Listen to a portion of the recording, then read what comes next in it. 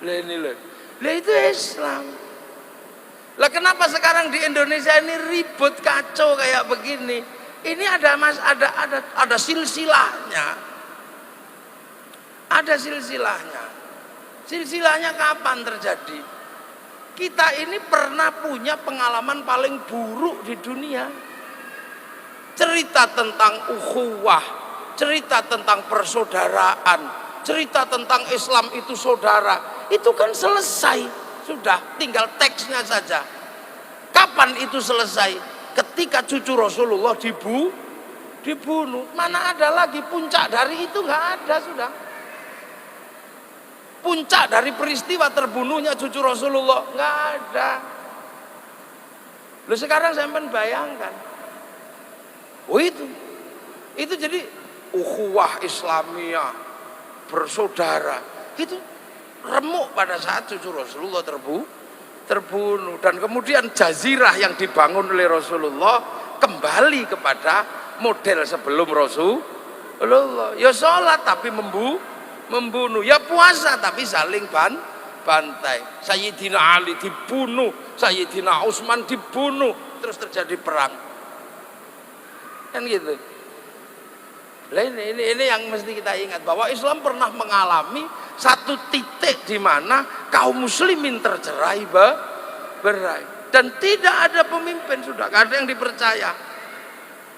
Makanya ketika peristiwa itu terjadi, hanya satu orang yang memendam bagaimana Islam zaman Rasul itu bangkit kembali.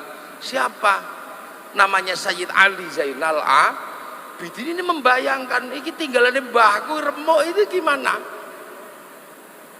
Yang di sana sudah jadi apa-apa, ada jadi daulah ini, jadi ini, tapi satu orang yang mempertahankan kita. Sampai akhirnya apa? Punya anak Sayyid Bakir. Sayyid Bakir punya anak Sayyid Ja'far Shadiq. Sayyid Ja'far Shadiq situasinya sudah sangat rumit, sampai sambat sama kakeknya namanya Rasulullah. Sayyid Ja'far Shadiq itu sambat. Apa sambat itu ya? Sambat itu apa? Mengadu. Ya, ngadu. Apa aduannya? Yang kita baca kemarin itu kan aduan Sayyid Ja'far Shadiq pada kakek buyutnya. Yang kita baca kemarin pas ribut-ribut itu loh, sholawat asghil itu adalah sholawat ketika Sayyid Ja'far Shadiq mengadukan situasi kepada Rasulullah. Sampai ada kalimat wa asghilil zalimin bidzalimin wa akhrijna min bainihim salimin wa ala alihi wa sahbihi ajma'in. Allahumma salli ala sayyidina Muhammad wa ashghilil zalimin bidzalimin akhrijna min bainihim salimin wa ala alihi wa sahbihi ajma'in.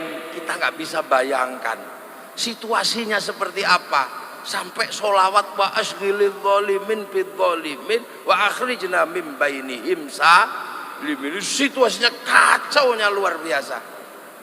Kok peperangan, perang di mana-mana, saling bunuh terjadi di kalangan kaum muslimin.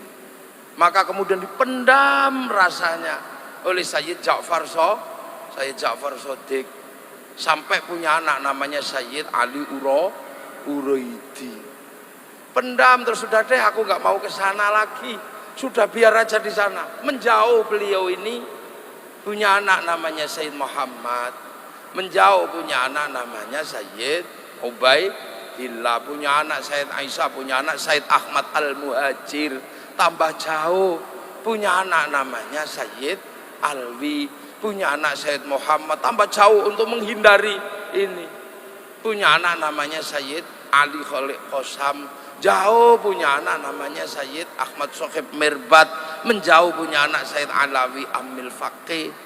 Nah, menjauh baru kemudian punya anak yang sedikit mampu mewujudkan cita-cita zaman awal lahir Sayyid Abdul Malik, mewujudkan itu di Mongol. Punya anak Sayyid Ahmad Jalaluddin bergeser ke Campa. Di Campa punya anak Sayyid Muhammad bergeser ke Pase. Lah punya anak Sayyid Jamaluddin Al-Husaini Al-Kabir masuk ke Nusantara. Lihat sampean babuyute kecil-kecil, jelek-jelek, pesek-pesek, rembes. Ini gimana ini? Untuk menciptakan, membawa ajaran Rasul. Kemudian punya anak namanya Sayyid Ibrahim Asmoro Kondi.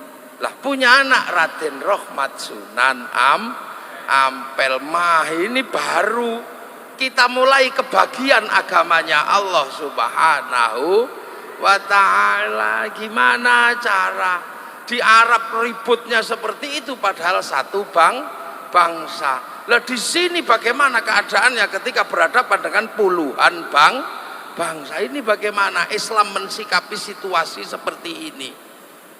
Disinilah ketemu waja'alnakum syu'uban wa qabaila lita'arafu. Bagaimana memperkenalkan dalam situasi yang sulit seperti ini. Disinilah akhirnya membangun citra Islam yang ada di Nusantara. Mulai ketemu dengan Hindu, mulai ketemu dengan Buddha, mulai ketemu dengan agama lokal. Sampai akhirnya mampu bikin formulasi model Islam yang ada di Indonesia. Model Islam di sini berhadapan di sini gimana situasinya? Kayak gini, ketemu Hindu, maka kemudian ada rumus yang dipakai, mathaluhum fit Taurat wa mathaluhum fil Injil kazar'in akhraja syat'ahu fa'azarahu fastaghladha fastawa ala suqih yu'jibu zurra al yaghidhu bihimul kuffar. Gimana cara nanem Islam? Maka ditanamlah agar tidak menjadi agar Islam menjadi rahmat baru di sini. Allah pangeran, musola langgar, syaikhun ustadzun kiai dengan cara sini.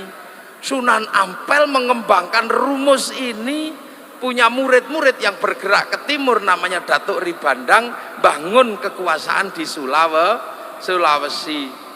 Hatib Dayan bergeser ke Kalimantan, bangun kekuasaan di Kalimantan. Yang bergeser ke Sumatera bergerak namanya Aryo Abdillah, membentuk kekuasaan sampai akhirnya berdiri Demak, berdiri apa.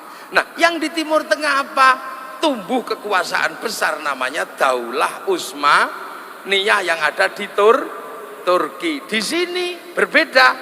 Di sini tidak kesentuh sama sekali yang namanya daulah. Di sini trial and error. Bahkan Islam di sini ketika diajar sama Portugis sendiri orang sini ngadepi. Tidak ada yang bantu. Kesultanan Malaka diajar Portugis tahun 1515 sendiri, gak ada yang bantu. 350 tahun perang sendiri, tidak ada yang bantu. Sampai akhirnya dengan kecerdikan para ulama menghasilkan apa? Puluhan bangsa bersatu dalam satu negara, Kesatuan Republik Indonesia. Ini dan ini diteruskan terus.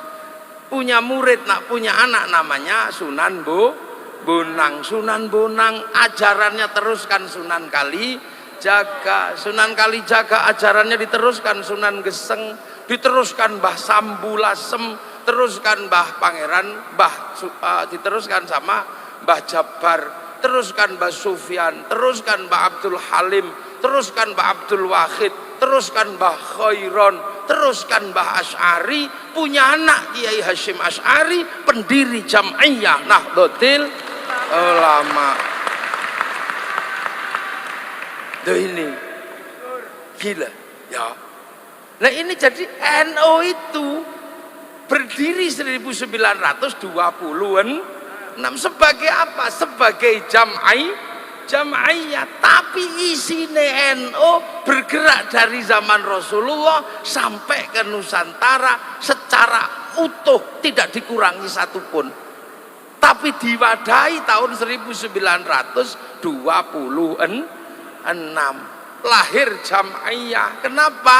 La islama illa bi quwwatin wala quwwata illa bi jama'atin wala jama'ata illa bi imaratin wala imarata illa bi ta'atin la ta'ata illa fi ta'atillah. Islam tidak akan kuat tanpa jam'iyah. Islamnya sudah ada, dikuatkan dengan bikin jam'iyah Nahdlatul Ulama. Wala jama'ata illa bi imaratin, dan tidak ada kekuatan jam'iyah tanpa kepemimpinan. Maka ada pengurus besar Jam'iyah Nahdlatul Ulama, ada pengurus wilayah.